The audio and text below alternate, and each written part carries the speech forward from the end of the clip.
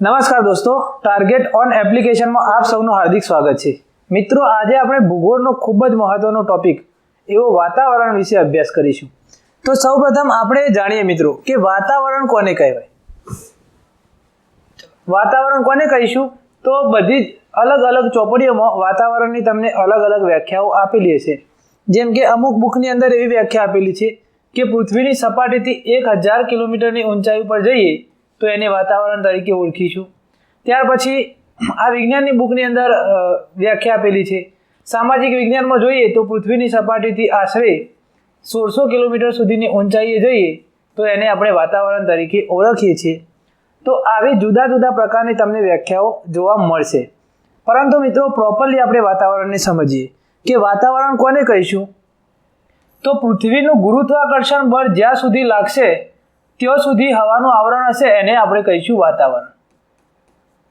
તો પૃથ્વીનું ગુરુત્વાકર્ષણ બળ જ્યાં સુધી લાગે છે અને ત્યાં સુધી પૃથ્વીની આસપાસ હવાનું આવરણ ફેલાયેલું હશે એને આપણે વાતાવરણ તરીકે ઓળખીએ છીએ. અને મોસ્ટલી આપણે જોઈએ તો આ ગુરુત્વાકર્ષણ બળ 1600 કિલોમીટર સુધીના વિસ્તાર સુધી લાગતું હોય છે અને ત્યાર પછી પૃથ્વીનું ગુરુત્વાકર્ષણ બળ એ 1600 કિલોમીટર પછીના આવરણમાં લાગતું નથી, એટલે એ વાતાવરણ પછી આપણે જોઈએ તો એને આપણે કહીશું શૂન્ય અવકાશ. તો આ રીતે આપણે યાદ રાખીશું કે વાતાવરણ કોને કહીશું તો પૃથ્વીનું ગુરુત્વાકર્ષણ બળ જ્યાં સુધી લાગશે ત્યાં સુધી પૃથ્વીની આસપાસ હવાનું આવરણ વીંટળાયેલું હશે એને આપણે વાતાવરણ તરીકે ઓળખીશું. હવે મિત્રો જોઈએ કે વાતાવરણની અંદર જુદા જુદા વાયુઓનું પ્રમાણ હોય છે. એમાં નાઇટ્રોજનનું પ્રમાણ સૌથી વધુ છે. એટલે કે પૃથ્વીની આસપાસ વીંટળાયેલા હવાનું આવરણ એની અંદર વાતાવરણમાં સૌથી વધુ પ્રમાણ ધરાવતો હોય તો એ નાઇટ્રોજન વાયુ છે.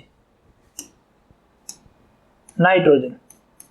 અને આ નાઇટ્રોજન વાયુ એનું પ્રમાણ છે 78% જેટલું. ત્યાર પછી સેકન્ડ નંબરમાં જોઈએ તો ઓક્સિજન વાયુ આવશે અને આ ઓક્સિજન વાયુનું પ્રમાણ એ 20.95% જેટલું આપણને જોવા મળે છે. 21% અને આસપાસ એટલે કે 20.95% જેટલું હોય છે. કારણ કે વૃક્ષો કાપવાથી આ લેટેસ્ટ આંકડો નોંધાયેલો છે એનસીઈઆરટીની બુકમાં, એટલે આપણે 20.95% યાદ રાખીશું. ત્યાર પછી આપણે જોઈએ મિત્રો તો કાર્બન ડાયોક્સાઇડ વાયુ. કાર્બન ડાયોક્સાઇડ વાયુનું પ્રમાણ 0.03%. ત્યાર પછી આર્ગોન વાયુનું પ્રમાણ જોઈએ. આર્ગોન, રેડોન, ઝેનોન, ક્રિપ્ટોન આ બધા વાયુઓ જે અન્ય વાયુઓ તરીકે ઓળખાય છે એ બધાનું 0.01% જેટલું પ્રમાણ હોય છે. આર્ગોન, રેડોન, ઝેનોન, ક્રિપ્ટોન આ અન્ય વાયુઓ છે જે હલકા વાયુઓ છે અને આ બધાનું પ્રમાણ એ 0.01% જેટલું આપણને જોવા મળે છે. તો આપણે ખાસ યાદ રાખીશું નાઇટ્રોજન 78%, ઓક્સિજન 21% એટલે કે 20.95%. હવે ઓક્સિજનની શોધ કોણે કરી હતી એ તમારે કોમેન્ટ બોક્સની અંદર જણાવવાનું છે કે ઓક્સિજનના શોધક તરીકે કોણ ઓળખાય છે. આ કોમેન્ટ બોક્સની અંદર તમે જણાવો કે ઓક્સિજન વાયુની શોધ કોણે કરી હતી. ચલો મિત્રો, આ ઓક્સિજનના શોધક એ તમને આખો વિડીયો જોશો તો આપણે આગળ જ્યારે ચર્ચા કરીશું એ વખતે તમને એના શોધકની માહિતી પણ આપીશું. ત્યાં સુધી જે મિત્રો જાણતા હોય એમણે કોમેન્ટ બોક્સની અંદર જણાવવાનું. ચલો આગળ જોઈએ. હવે મિત્રો આપણે આપણા ટોપિક ઉપર જઈએ તો આપણો ટોપિક છે વાતાવરણ.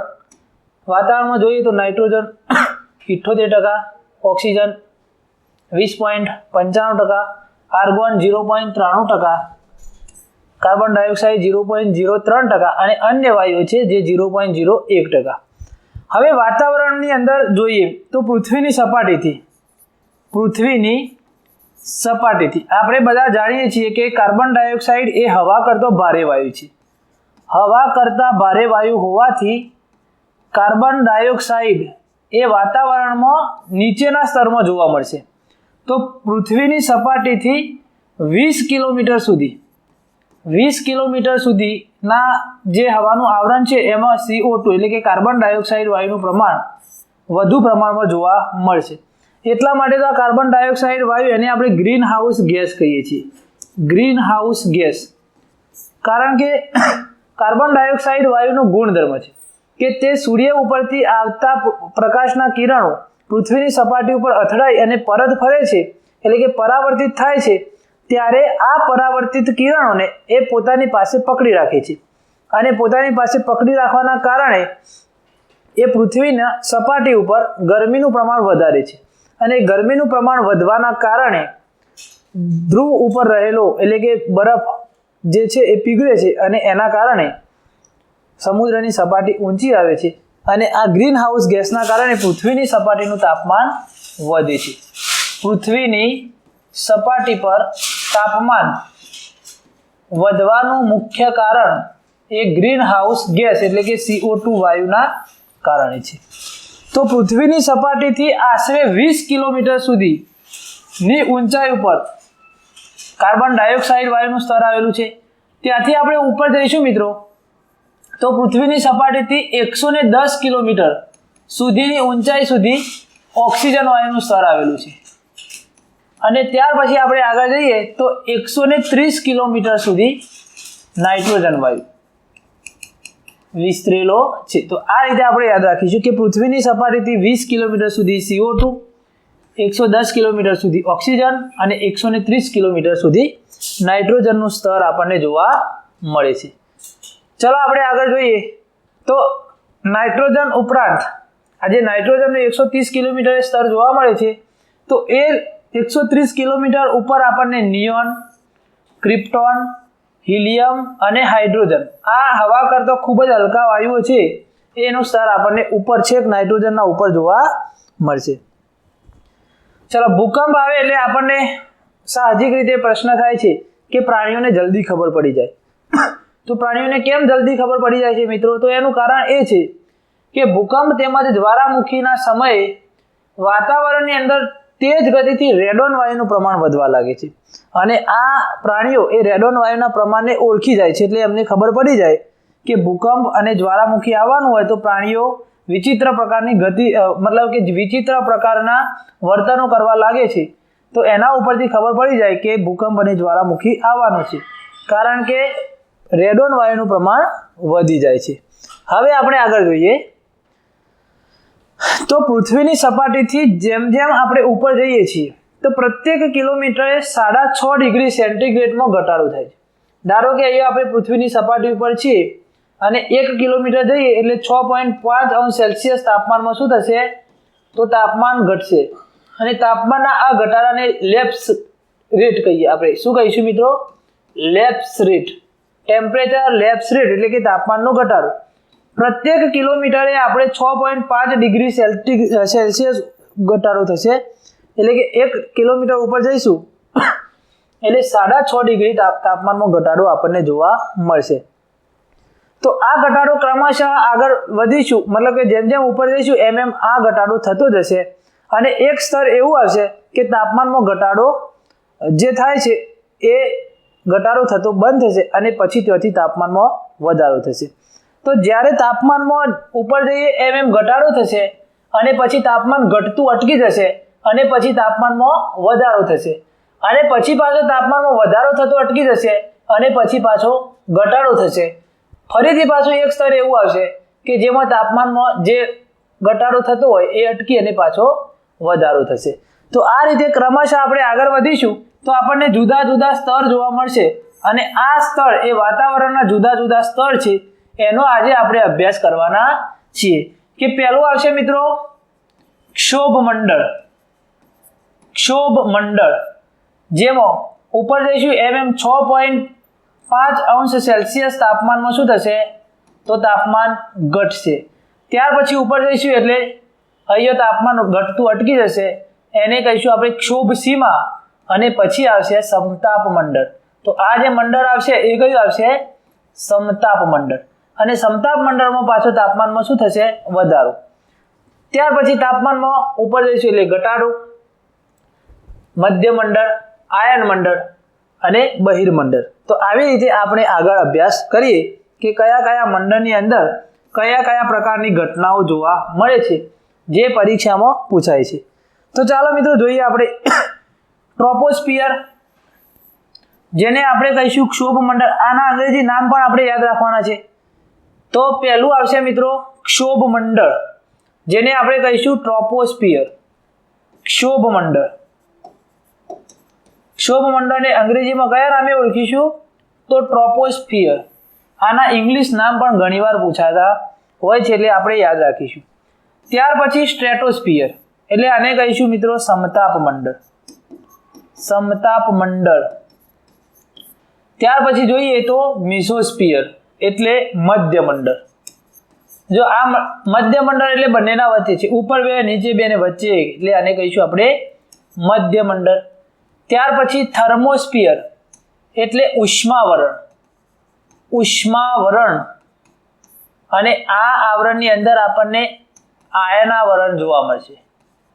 અને ત્યાર પછી એક્ઝોસ્ફિયર, એટલે કે બાહ્યાવરણ. બાહ્યાવરણ. તો આપણે આ રીતે યાદ રાખીશું મિત્રો કે પહેલું આવશે ટ્રોપોસ્ફિયર, સ્ટ્રેટોસ્ફિયર, મિઝોસ્ફિયર, થર્મોસ્ફિયર અને એક્ઝોસ્ફિયર. હવે આ મંડળોની અંદર કઈ કઈ ઘટનાઓ જોવા મળે છે એનો આજે આપણે વિગતે અભ્યાસ કરીએ. પરંતુ આ તમારે યાદ રાખવાનું છે કે ક્ષોભ મંડળ પૃથ્વીની સપાટીથી કેટલા કિલોમીટર સુધી વિસ્તરેલું છે. આ ક્ષોભ મંડળની અંદર પ્રત્યેક કિલોમીટરે 6.5 ડિગ્રી સેલ્સિયસનો ઘટાડો થશે. ત્યાર પછી આ ક્ષોભ સીમા આવશે, ત્યાંથી તાપમાન જે ઘટતું હતું એ ઘટાડો અટકી અને તાપમાનમાં શું થવાનું? તો આ આવરણની અંદર તાપમાનમાં વધારો થશે. અને આ આવરણમાં તાપમાનમાં વધારો થશે એટલે અહીંયા સમતાપ સીમા આવશે. અને આ સમતાપ સીમા તાપમાનમાં થતો વધારો એ અટકી જશે અને પછી પાછો તાપમાનમાં ઘટાડો. હવે તમને એમ થાય કે જેમ જેમ ઊંચાઈ ઉપર જઈએ, સૂર્યની તો નજીક જઈએ છીએ, તો તાપમાનમાં કેવી રીતે ઘટાડો થાય? તો તાપમાનની અંદર ઘટાડો આ આવરણની સાપેક્ષમાં જોવાનો છે. તો આ આવરણની સાપેક્ષમાં તાપમાનમાં શું થશે? ઘટાડો. ત્યાર પછી આ આવરણમાં તાપમાનમાં વધારો થશે અને આની અંદર ઘટાડો થશે. અને પછી આવી જશે મિત્રો આપણું વાતાવરણ પૂરું થઈ જશે. તો ચલો હવે આગળ જોઈએ તો ક્ષોભ મંડળ. પહેલું જ આપણે જોવાનું છે મિત્રો ક્ષોભ મંડળ. તો ક્ષોભ મંડળ એ સામાન્ય રીતે પૃથ્વીની સપાટીથી 13 કિલોમીટર સુધી વિસ્તરેલું છે. પૃથ્વી સપાટીથી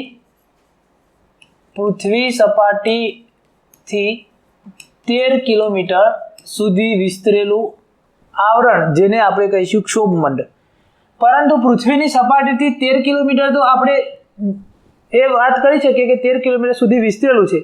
પરંતુ પૃથ્વીની સપાટી ઉપરથી ધ્રુવ પરથી, ત્યાર પછી આપણે જોઈએ તો વિષુવવૃત્ત ઉપરથી અને ઉષ્ણકટિબંધ,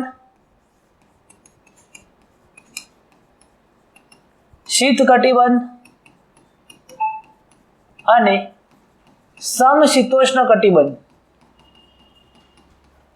આ કટિબંધોમાં આ જે સપાટી ઉપરથી 13 કિલોમીટર છે એ અલગ અલગ આવશે. તો ચાલો મિત્રો આપણે જોઈએ કે ક્યાં સુધી વિસ્તરેલું છે. તો જુઓ, શીત કટિબંધની અંદર આપણે જોઈએ તો શીત કટિબંધમાં પૃથ્વીની સપાટીથી 8 કિલોમીટર સુધી ક્ષોભ આવરણ વિસ્તરેલું આવશે. ક્ષોભ આવરણ. ત્યાર પછી સમશીતોષ્ણ કટિબંધમાં જોઈએ તો 12 કિલોમીટર સુધી ક્ષોભ આવરણ અને ઉષ્ણ કટિબંધમાં 16 કિલોમીટર સુધી આ આવરણ વિસ્તરેલું છે. તો પહેલું જ આવરણ છે જે પૃથ્વીની સપાટીથી 13 કિલોમીટર સુધી વિસ્તરેલું છે. એટલે એવરેજલી આને ગણીશું તો આપણે ક્ષોભ મંડળને 30 કિલોમીટર સુધી, 13 કિલોમીટર સુધી. પરંતુ પૃથ્વીની સપાટી ઉપર જોઈએ તો ઉષ્ણ કટિબંધ એટલે કે વિષુવવૃત્ત ઉપરથી 16 કિલોમીટર, સમશીતોષ્ણ કટિબંધમાં 12 કિલોમીટર અને શીત કટિબંધની અંદર એટલે કે ધ્રુવ પરથી 8 કિલોમીટર સુધી આ વિસ્તરેલું છે. હવે ક્ષોભ મંડળની અંદર શું શું પરિસ્થિતિઓ જોવા મળશે? તો હવામાન સંબંધી એટલે કે હવામાન સંબંધિત જે કંઈ પણ ફેરફારો થશે એ બધા જ ફેરફારો, બધી જ ઘટનાઓ આ ક્ષોભ મંડળમાં જોવા મળશે. એટલે કે વાદળો બનવા, વરસાદ, વીજળી થવી, ધુમ્મસ થવું, એસિડ વર્ષા વગેરે જેવી ઘટનાઓ એ ક્ષોભ મંડળમાં જ જોવા મળે છે. તો ક્ષોભ મંડળમાં આ બધી ઘટનાઓ જોવા મળશે, સમતાપ મંડળમાં આ ઘટનાઓ જોવા મળશે નહીં. એટલે અહીંયા આપણે પરીક્ષામાં કેવો પ્રશ્ન પૂછાય? તો જો પરીક્ષામાં એવો પ્રશ્ન પૂછાય કે વિમાન ઉડાડવા માટેની આદર્શ પરિસ્થિતિ કઈ છે? તો વિમાન ઉડાડવું હોય તો પાયલટને જ્યારે વિમાન ઉડાડતો હોય ત્યારે વાદળ નડવાની શક્યતા હોય, વાદળ નડવાની શક્યતા હોય, ધુમ્મસની શક્યતા હોય, વરસાદની શક્યતા હોય, એસિડ વર્ષાની શક્યતા હોય, એટલે પાયલટ વિમાન કેવો ઉડાડશે? તો ક્ષોભ મંડળની ઉપર. મતલબ કે ક્ષોભ મંડળની ઉપર શું હશે? તો ક્ષોભ સીમા, કે જે આ આવરણ પૂરું થશે એટલે ક્ષોભ સીમા આવશે, અને પાયલટ એ વિમાન કેવો ઉડાડશે? તો ક્ષોભ સીમામાં. તો વિમાન ઉડે છે, આપણે અહીંયા લખી છે ને કે વિમાન ઉડે, તો વિમાન કેવો ઉડે? તો ક્ષોભ સીમાની અંદર ઉડે. ક્ષોભ મંડળ જેવું પૂરું થશે એવી ક્ષોભ સીમા શરૂ થશે, અને ક્ષોભ સીમાથી તાપમાન વધવા લાગશે. એટલે વિમાન ઉડાડવાની આદર્શ પરિસ્થિતિ કયો હશે? તો વિમાન ઉડાડવાની આદર્શ પરિસ્થિતિ એ ક્ષોભ સીમામાં હશે. ક્ષોભ સીમામાં તાપમાન ઘટવાની શરૂઆત થશે. ચાલો આગળ જોઈએ. હવે 13 થી 50 કિલોમીટર સુધી આ આવરણ વિસ્તરેલું છે. તો આપણે ક્ષોભ મંડળ છે, એ ક્ષોભ મંડળ પૃથ્વીની સપાટી ઉપર 13 થી 50 કિલોમીટર સુધી વિસ્તરેલું છે. એટલે કે પૃથ્વીની સપાટીથી ઉપર જઈએ એટલે 13 કિલોમીટરથી લઈ અને 50 કિલોમીટર સુધી આ આવરણ વિસ્તરેલું. એટલે કે ક્ષોભ મંડળ 13 કિલોમીટર સુધી વિસ્તરેલું છે, અને ત્યાર પછી ઉપર જઈશું એટલે 13 થી 50 કિલોમીટર એ સમતાપ મંડળ આવશે. સમતાપ મંડળ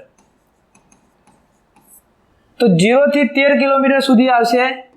0 થી 13 કિલોમીટર ક્ષોભ મંડળ,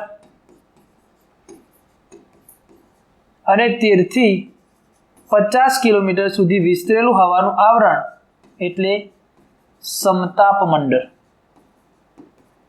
ચલો, ક્ષોભ મંડળની આપણે વાત કરી કે અહીંયા વાતાવરણીય હવામાન સંબંધિત બધી જ ઘટનાઓ જોવા મળશે, અને ક્ષોભ સીમા આવશે, એમાં વિમાન ઉડાડવાની આદર્શ પરિસ્થિતિ જોવા મળશે. વિમાન ઉડાડવાની આદર્શ પરિસ્થિતિ એ ક્ષોભ સીમામાં જોવા મળશે.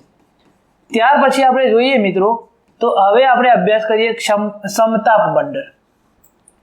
તો આ સમતાપ મંડળ એ કયો સુધી વિસ્તરેલું છે? તો 13 થી 50 કિલોમીટર સુધી. અને અહીંયા જેટ પ્લેન ઉડાડવાની આદર્શ પરિસ્થિતિ, અહીંયા શું ઉડાડવાની આદર્શ પરિસ્થિતિ જોવા મળશે? તો જેટ પ્લેન ઉડાડવાની આદર્શ પરિસ્થિતિ એ સમતાપ મંડળમાં જોવા મળે છે. જો સમતાપ મંડળની અંદર આ ખૂબ મહત્વનું છે કે ઓઝોન વાયુનું સ્તર આવેલું છે, અને આ ઓઝોન વાયુનું અણુસૂત્ર છે O3. ઓઝોન વાયુનું સ્તર આવેલું છે અને ઓઝોન વાયુનું અણુસૂત્ર છે O3. ઓઝોનના અણુસૂત્રની શોધ કોણે કરેલી? તો જેક્સ લુઈસ સોરેટે. ઓઝોનના અણુસૂત્ર O3 આની શોધ કોણે કરી હતી? તો જેક્સ લુઈસ સોરેટે કરેલી. આ બાબત આપણે ખાસ યાદ રાખીશું. અને તમને પ્રશ્ન પૂછ્યો તો મિત્રો કે ઓક્સિજનના શોધક કોણ હતા? તો ઓક્સિજનના શોધક જેમ્સ પ્રિસ્ટલી હતા. જેમ્સ પ્રિસ્ટલી, એટલે આપણે એમને કહીશું જે પ્રિસ્ટલી. તો ઓક્સિજનના શોધક હતા જે પ્રિસ્ટલી, અને ઓઝોનના અણુસૂત્રના શોધક હતા જેક્સ લુઈસ સોરેટ. હવે ઓઝોન વાયુનું સ્તર અહીંયા આવ્યું છે. તો ઓઝોન વાયુ એ આપણને સૂર્યમાંથી આવતા પારજાંબલી કિરણોથી બચાવે છે. સૂર્યમાંથી આવતા પારજાંબલી એટલે કે અલ્ટ્રાવાયોલેટ કિરણો, યુવી રેઝ, આનાથી આપણું રક્ષણ કરશે ઓઝોન વાયુનું સ્તર. અને વિશ્વ ઓઝોન દિવસ ક્યારે ઉજવાય છે? વિશ્વ ઓઝોન દિવસ એ ક્યારે ઉજવાય છે એ તમે કોમેન્ટ બોક્સની અંદર જણાવો કે વિશ્વ ઓઝોન દિવસ ક્યારે ઉજવાય છે.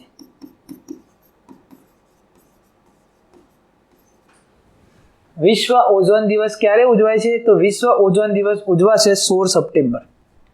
વિશ્વ ઓઝોન દિવસ આવશે 16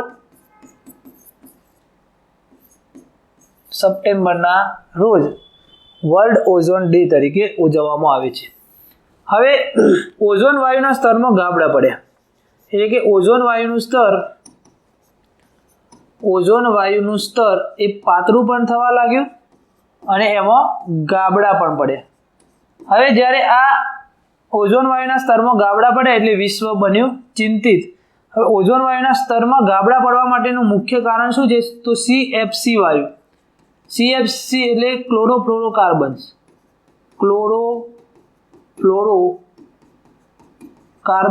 અને આના કારણે ઓઝોન વાયુના સ્તરમાં ગાબડા પડ્યા. ચલો, તો ઓઝોન વાયુને સૌથી વધુ નુકસાન કરતા વાયુ કયો છે? તો ક્લોરીન વાયુ. અને આ ક્લોરીન વાયુ એ ઓઝોન વાયુના સ્તરમાંથી ઓક્સિજન વાયુને છૂટો કરી દે છે, જેના કારણે ઓઝોન સ્તરમાં ગાબડા પડ્યા. અને એના માટે મુખ્ય જવાબદાર વાયુ છે CFC, જે એસી ફ્રીજ રેફ્રિજરેટર મતલબ કે આપણા ફ્રીજમાંથી ઉત્સર્જિત થતો વાયુ છે. એટલા માટે ઓઝોન દિવસ ઉજવવાનું નક્કી કર્યું કે આ ઓઝોનના સ્તરમાં પડેલા ગાબડાઓને રક્ષિત કરવા જોઈએ, નહીંતર સૂર્યના 5 જાંબલી કિરણો સીધા આપણા ઉપર પડશે અને જેના કારણે ચામડીના કેન્સર થવાની શક્યતાઓ વધશે. ચામડીનું કેન્સર. એટલા માટે વિશ્વ ચિંતિત થયું અને વિશ્વ ચિંતિત થવાથી ઓઝોન વાયુ માટે 2 સંધિઓ થઈ. ઓઝોન વાયુના સ્તરમાં પડેલા ગાબડાઓ માટે વિશ્વમાં 2 સંધિઓ કરવામાં આવી. એક સંધિ થઈ મિત્રો કેનેડા અને બીજી થઈ ઓસ્ટ્રિયા.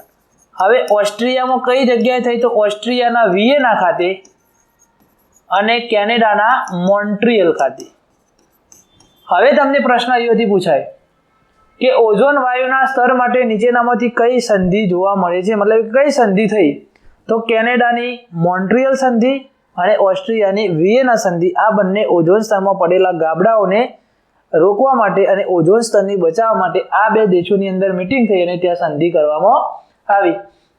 તો ઓઝોન વાયુ એનું આપણને જેક્સ લુઈસ સોરેટે સૂત્ર આપેલું છે O3. ઓઝોન વાયુ આપણને સૂર્યના 5 જાંબલી કિરણોથી રક્ષણ આપે છે. વિશ્વ ઓઝોન દિવસ તરીકે 16 સપ્ટેમ્બરને ઉજવવામાં આવે છે અને આના માટે જવાબદાર છે ક્લોરોફ્લોરોકાર્બન્સ. અને 2 સંધિઓ આપણે યાદ રાખીશું, કેનેડાનું મોન્ટ્રીયલ અને ઓસ્ટ્રિયાનું વિયેના ખાતે 2 સંધિઓ જોવા મળી. ચલો, હવે ઓઝોન વાયુની માત્રા કયા એકમમાં મપાય છે? તો ઓઝોન વાયુની માત્રા મપાશે ડાબ્સન એકમમાં. ત્યાર પછી આપણે જોઈએ મિત્રો સમવહનીય ધારાઓથી, એટલે કે પૃથ્વી ઉપર જે સમવહનીય ધારાઓ આવે છે, સમવહનીય ધારાઓ એટલે જેટ સ્ટ્રીમ. આને આપણે કહીશું જેટ સ્ટ્રીમ. હવે જેટ સ્ટ્રીમ વિશે આપણે એક લેક્ચરની અંદર જ્યારે હવામાન સંબંધિત લેક્ચર લઈશું તો એની અંદર પવનો આપણે જોઈશું, હવામાન અને આબોહવા. તો આબોહવામાં આપણે પવનોનો અભ્યાસ કરીશું. કોરિયોલિસ બળના કારણે જે પવનો ઉત્પન્ન થાય છે એ પવનોની સાથે સાથે આ જેટ સ્ટ્રીમ એટલે કે પશ્ચિમી વિક્ષોભ જે આવે છે એનો ખૂબ ડિટેલમાં અભ્યાસ કરીશું. તો ચાલો મિત્રો, આ સમવહનીય ધારાઓ એના કારણે મધર ઓફ પલ્સ એટલે કે એક વાદળ બને છે, જેને આપણે નિક્રિયસ વાદળ તરીકે ઓળખીએ છીએ. એ વાદળ બને છે અને આ વાદળના કારણે ઓઝોન વાયુના સ્તરમાં ઘટાડો જોવા મળ્યો. આના માટે 2 સંધિઓ આપણે જોઈ મિત્રો કે ઓસ્ટ્રિયાના વિયેના ખાતે અને કેનેડાના મોન્ટ્રીયલ ખાતે. અને ઓઝોન વાયુના સ્તરમાં પડેલા ગાબડા એના માટે જવાબદાર કોણ છે? તો પોલર સ્ટ્રેટોસ્ફિયર ક્લાઉડ. તો જે આ ધ્રુવીય વાદળ બને છે પોલર સ્ટ્રેટોસ્ફિયર ક્લાઉડ, એ આના માટે જવાબદાર છે.